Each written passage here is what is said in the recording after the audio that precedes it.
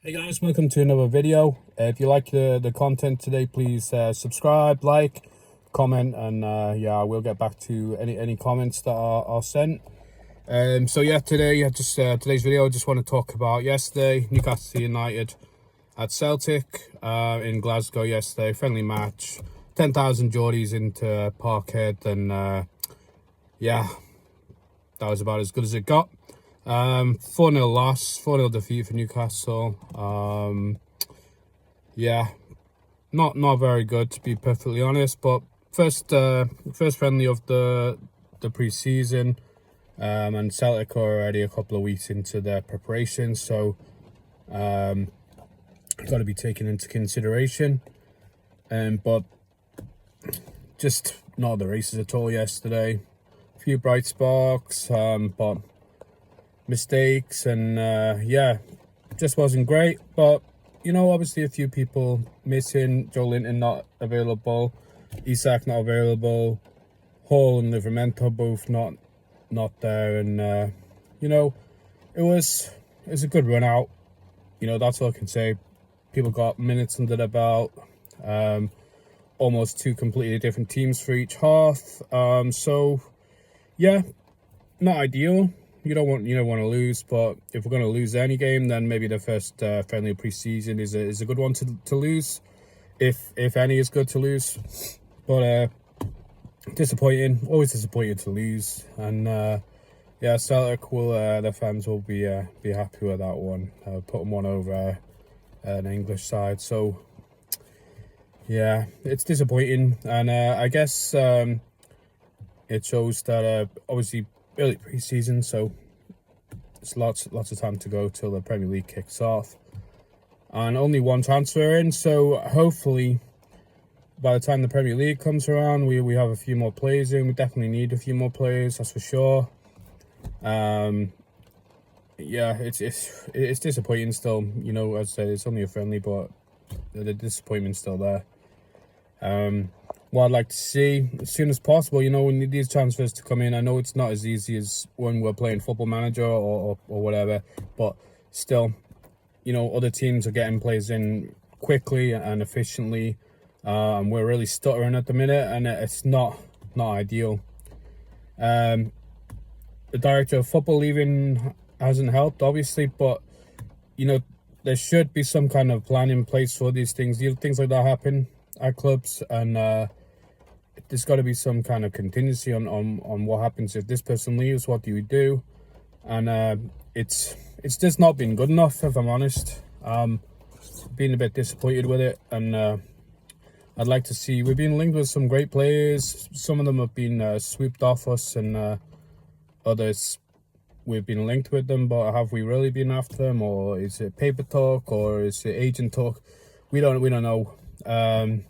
But yeah, we really need some reinforcements. I would say I still would like to see Trafford come in, but I see City being linked with him, and them having like first refusal on him, like a buyback thing. So that might not happen. I do think Pope and Dubravka are decent enough to get us through the season, but it would be nice to get a new keeper in. Trafford would be good. Future England #1, already pushing into the England team. Had a fantastic season last year in the Championship. I know it's the Championship, but still, in any league to do what he did, clean sheets wise, was really top notch. So I'd like to see him come in. Would love to see a centre back.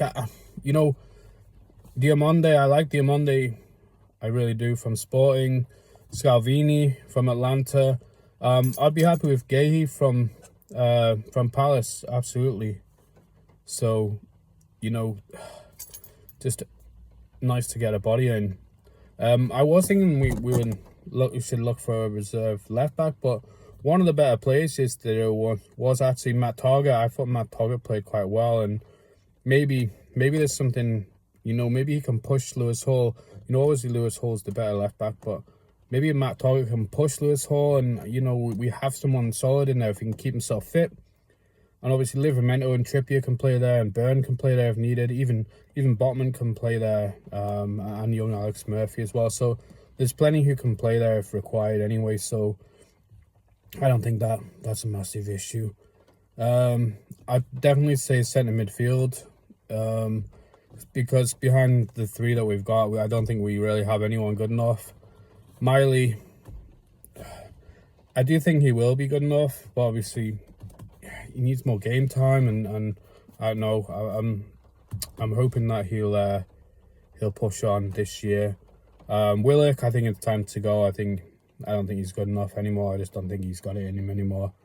Longstaff's already gone, obviously, but I'd like to see a couple more brought, or at least one centre midfielder brought in. Obviously, in a perfect world, I'm not exaggerating by getting all the world superstars.